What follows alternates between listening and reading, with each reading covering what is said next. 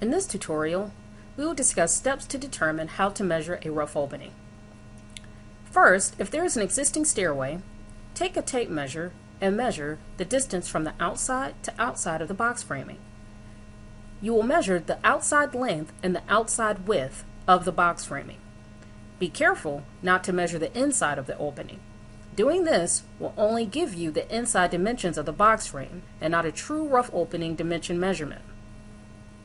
If you do not have an existing rough opening, determine where you will place the stair and the orientation in the space. In order to do this, you will need to know what kind of ceiling structure you have. Generally, there are two types of ceilings, a beam ceiling and a truss ceiling. It is also useful to know if you have any electrical fixtures in the area where you plan on installing the attic stairway, to be aware of where these are running.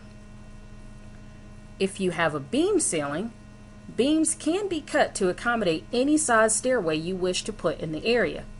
Beams will need to be headed off with a boxed-in area with material in equal size to the existing beams. If you have a truss ceiling, the stairway opening needs to fit between the trusses.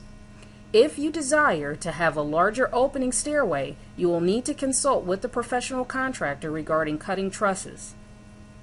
Be aware to not attempt to cut any existing trusses without consulting a professional.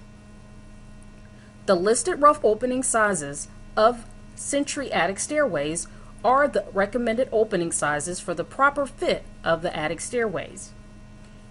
You can have a larger rough opening size than the stairway you pick. However, you must shim in the opening. It is not recommended that you put a stairway into a smaller opening than what is listed. This will end the tutorial and steps on how to determine how to measure a rough opening.